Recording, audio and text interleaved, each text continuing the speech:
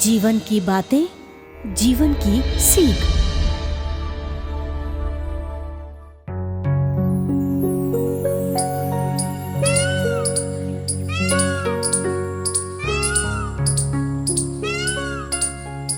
एक बार राम जी की गिलहरी और कृष्ण जी के मोर में मित्रता हो गई। देखो मित्र, ये जो मेरे शरीर पर धारियां देख रहे हो, ये मेरे राम जी का दिया आशीर्वाद है। जब राम सेतु बना था, उस समय मैं भी राम जी की सेवा में थी। तब राम जी ने अपना स्नेह भरा हस्तकमल मेरी पीठ पर फहराया था और तब से ये स्नेह की छाप जन्म जन्म के लिए मेरे ऊपर लग गई। अब तुम कुछ अपने बारे में बताओ।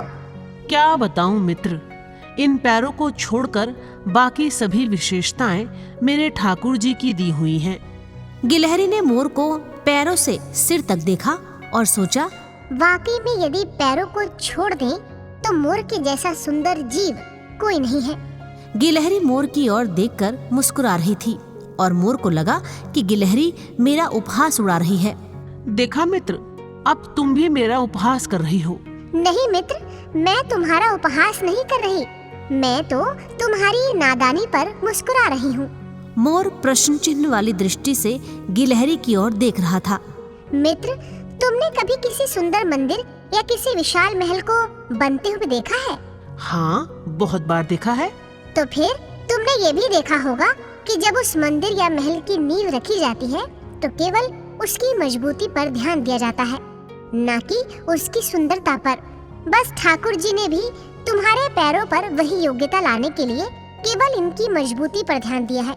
यदि तुम्हारे पैर केवल सुंदर होते तो तुम नाचते समय अपने पंखों पर जो वायु के वेग का संतुलन बना पाते हो, वो कभी न बना पाते। अब तुम ही बताओ कि ऐसी सुंदरता किस काम की, जो केवल दिखावा मात्र हो। गिलहरी की बात सुन मोर को भी लगा कि मैंने तो कभी ठाकुर जी की इस कृपा पर ध्यान ही नहीं दिया। और फिर मोर मन ही मन ठाकुर जी से क्षमा याचना करने लगा। हे मेरे प्राणनाथ, मेरे इस अपराध पर मुझे क्षमा कर देना। मैंने आपकी रचना पर संशय किया। इसलिए कहा जाता है कि परमपिता परमेश्वर का कोई भी कार्य अकारण नहीं होता।